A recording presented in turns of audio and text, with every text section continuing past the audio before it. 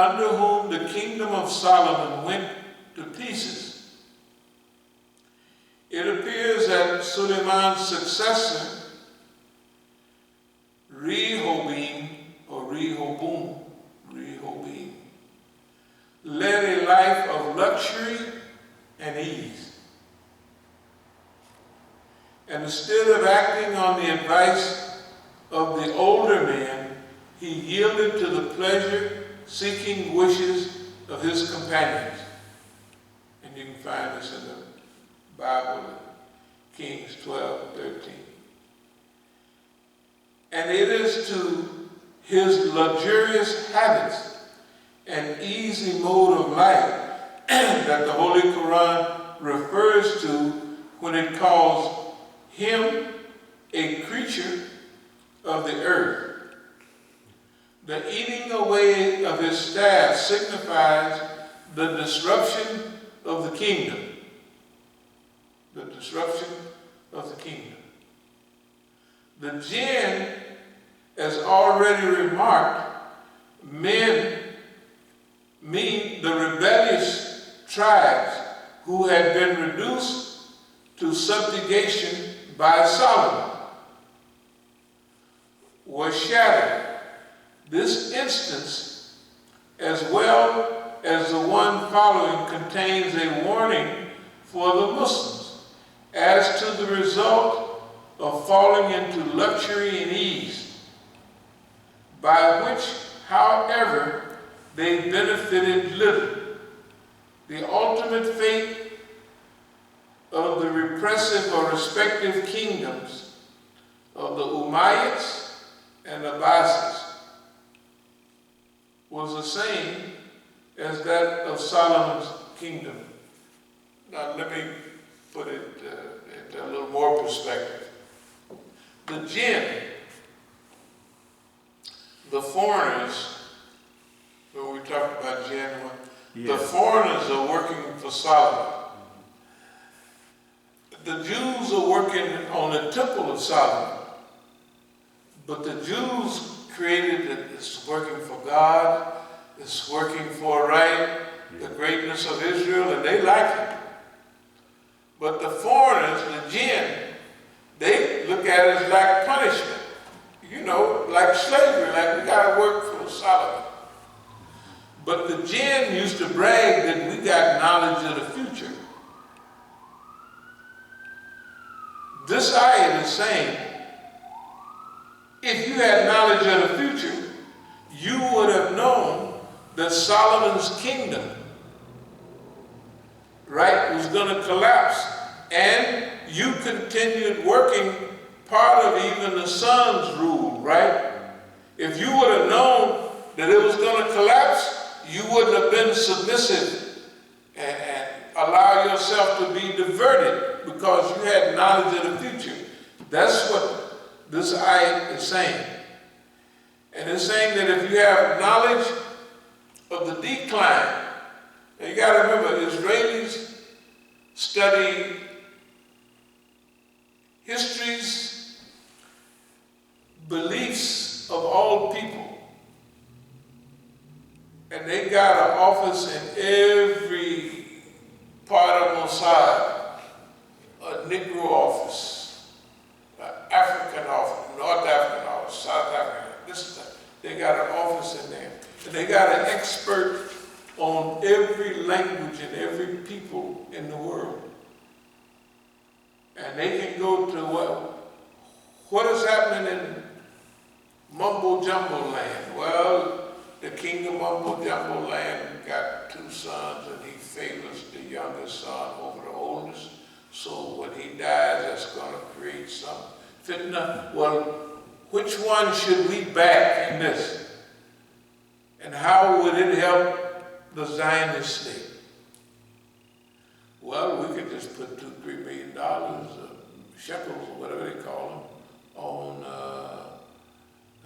the older one. That'll give him power over the younger one, who has actually been fed into all the security networks and all of that against the old one. That'll make the fight worth fighting.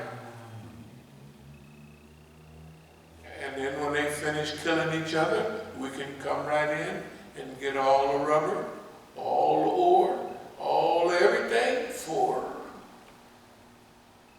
5 cents on the dollar. Great. Right? We'll spend that $1 million today that'll benefit us 900,000 million in the future. Right? And we'll make friends with whoever wins, and they won't never know who we supported and what we did, no way. Because they're too busy chasing girls and watching out for each other. Right? They know the Africans, so that's what they do. All right. Back to this. If the jinn would have known, if the people here in America knew the weakness of the state of Israel and the weakness of America, if the Arabs knew that right now, they wouldn't be bowing down to American and Israeli pressure. Right? In other words, they wouldn't be serving them because they would know the pattern. The pattern of behavior of America is decline. And the Israelis are counting on that decline. They're aiding America in decline. They're assisting America in its decline. And they're starting all the fitna. Most of the fitna that we have in America is started by them. They could have chose another president after Barack Obama, but they want it done. Why? We got our man in there. Kushner's married to his daughter. He's only 35 years, running all over the world. And he don't even know the people he's talking to, but he's doing what Musa told him to do. And he got all of his Arabs in line, the handkerchief-headed Arabs. People in their country are demonstrating against them in Bahrain and other places. They don't want it, but their leaders do. Why? Because they're subservient to the United States and subservient to Israel. If they understood the true patterns of behavior of both of these, they would see in each their decline. The decline of America, by this stage, it's automatic. Right? The decline or the misuse of Arab wealth to help America and to help Israelis. They would keep that for themselves and they would help themselves and they wouldn't be fighting each other. If they only understood that America is on a decline and the Israelis are pushing the decline of America. They're pushing the fitna here. And they have the power. They have the media all here. They have, what's the Zionists on all the newspapers, Fox and all that. The old European man down in Australia. Oh, Murdoch, he owns everything. So they got to do what he tells them. All of the media. You look at one of our respondents to anything. The black mayor of Chicago, oh, we're trying to fix it like we created the problem. The Americans created the problem in Chicago 50 years ago or more when they, number one, killed all of our leaders, number two, infested the community with drugs, number two, pulled back on the Great Society, Johnson's Great Society, and sent the rest of the money to Vietnam. They created the environment that we have in America. They created the environment for no-knock, stop and frisk, the dictatorship, or constitutional dictatorship. They created that environment here in America. That's what we have. We have a constitutional dictatorship. The groups and organizations, all of them, Proud Boys, Boogaloo Boys, they're all government agents, like everybody else is. I'm not going to go into detail, but I confronted some of them right here in D.C., and the next time I saw them, they was down in Ferguson causing trouble. All paid by Zionists and Americans. The world is making fun of America. Hey, where's the land of the free and home of the brave at now? Was Custer's last stand for naught? Huh? Remember, America's losing all of its prestige. And all of that love for the poor, well, that started a long time ago. When you review the media reports on America during the freedom rides, during the riots, whatever, rebellion period, all those people over there were on our side. Because America was talking to them, you doing this whole, y'all oppressing people all over the world, and colonialism and all of that. And so the colonizers said, but boss man, you're Negroes, right? And they had everything on TV. I was watching the Freedom Rides last night. I said, boy, those were serious, you know. Can you imagine? They're trying to figure out what to do with the Freedom Rider, and the Kennedys agreed with it. When they got to Mississippi, they just told them, well, y'all broke some Mississippi laws. So they took the Freedom Riders to the court, and then they took them to the state penitentiary right away. You know which one they took them to? Parchman's Farm. Good God Almighty. They might have took them to Angola in Louisiana. And they had the Freedom Riders. They say, you think you're going to come down here and get spoiled and just sit up in jail and sing? We sending you to they send them to the state penitentiary in one day. No county jail, you ain't going there. They marched them drove them to the court, and from the court to the penitentiary. Boy, and guess who agreed with it? The Attorney General and the President, Kennedy. They agreed to that because it was causing so much of a problem for them. They was moving too fast. So anyway, I want to say to us as we move along, we cannot expect real progress without some serious struggle. This struggle that's going on in America is mostly manipulated and controlled by an alien force. An alien force, the Israelis.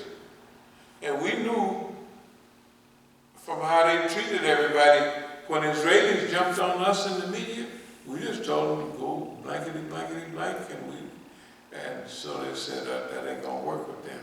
So they pulled back. Do you notice over 10 years ago, we stopped appearing in news articles and all that? Because it don't work. It don't work. We can't. First, we're gonna make them famous, and then that didn't work. And then we'll scare you by telling you you won't be famous, because people, they love that media. They like to see it. People just like to see themselves. Right. And they like to hear their words spoken and repeated. Well, our message is you have to learn how to deal without it happily. Deal without fame, without notoriety. Without people coming by and saying, yeah, that was a good job you did. You jumped all over the boss man and all that. You have to know what you do, and that's enough. You can almost see the systematic efforts that they put in place from taking you know, off the media to what happened with, you know, with Khadijah and them, to, you know, what happened with the property. You can Yeah. see everything that Yeah. it was like dominoes. It's just systematic. Systematic. Yeah. So if anybody's paying attention, it was Okay. you could see the systematization. You know, I was just mentioning. Nah, you know what? You make it up. No, I was just mentioning to Najee. I said, Najee, it don't make no difference what to go on. We're going to make movies, we're going to have screenplays. And I showed him some of the court documents and what people said in court already. I said, that's going to be the dialogue. We're not adding no, basically what we said. Well, we said enough in the dialogue. And our policy is different. That's the reason we've gotten so far. And just sprinkle a little luck in there, you know. Yeah, I mean, there's an item that's used for it's used for fortune, but the third meaning is good luck. They're going to be lucky. You know, one of our favorite ayahs said the people that can do that, they're going to be fortunate. But then after that it says, those are going to be some lucky folks.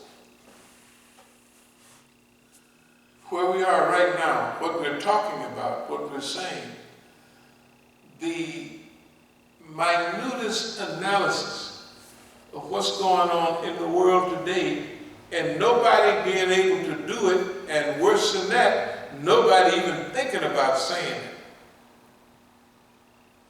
it. And what we say to the Muslims, if you had a little feel about what was going on, you wouldn't put up with second-class citizenship, right? The people had a feeling for what's going on now. For us, our feeling for what's going on is our constant study of history. Quran, right? Hadith, history, and our own experience. The forecasting ability is changing, like right now, from 3 months, 5 months, 2 weeks, to almost the next day. Do you notice that sometimes we come in, we talk, not all the time, but 80% of the time, when we talk about something in these meetings, but before you get home and can watch TV, You watch it on the news. it's like you got the news, the pre-news was here. That's the headline. And I got a feel for why that's happening. It's happening because of the time we're living in. Everything is getting more serious, it's getting closer, and nobody, the more it happens, nobody don't know what's going on. Can you imagine? Nobody. Nobody's not even close to what's going on, right? Here in America, in Israel, and in the world. I'm going to skip a little bit. Here's what we got going for us. All the things we've been talking about America the good. You know, the enemy, what is the enemy? The enemy of my enemy is my friend. Okay. Now, we done talked about the feds and all these guys. Let's say 20% of what we see in the media is true. That means Don has talked against the FBI, right? The NSA, or anybody that do something wrong, like today he's talking about Barr, because Barr couldn't do something. Yeah, Barr poor guy couldn't do something, and they talk about Barr, he's on, oh man, it's too bad now, you idiot, you dummy. I don't even know him hardly, right? Don will dump you. Like that guy, he violates everything they say you're supposed to do in leadership. You know, he breaks everything down. Leadership you're supposed to do. Everything. And now remember, what we made dua for, that America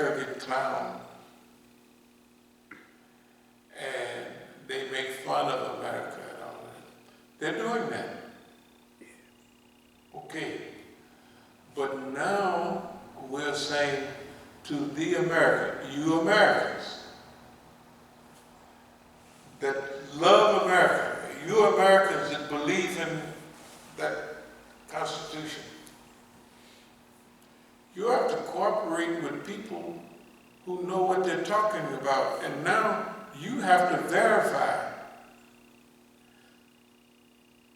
what's being said by the people who are correct, because they're destroying your America. Donald Trump them ain't playing with, we're gonna say this part. Donald Trump, hey man, that guy has ruined America as people knew it. He walked in there and snatched up everything. And even those people, as mean as they were, as mean as they are, but now, sometime when you start getting whooped a little bit, you can come around a little bit. We're hoping. We always said that we have always had a high regard for a small number, a minority, 10 or 15% in the FBI and other security services. You got to remember now, they're destroying your America, not mine. They done already bumped everything we thought was worth anything. Now they're going after you. You won't have nothing left. And you won't be able to rebuild. So here's what we're saying now. You have to join with the people who want to make America, America the good, not America the great. This is a unique time and situation. And at that time, you have to grow. You know, you have to evolve rapidly. You have to evolve rapidly. And we have to do it too. We're not, every day we come with a little bit more added on, right? Wait a minute. Well, we've been there all along, but hey, the speed of development, now your cooperation and our cooperation with each other is necessary today. You got to study who you've been with and study the record too. See, you know, how many X's they got on, you won't find any. You'll find somebody that will come right up to you, look you in your face, and tell you exactly in human words where they're coming from. If they don't like you, they say, oh, no, boss man, I don't like you. Oh, no. Or they'll tell you, boss man,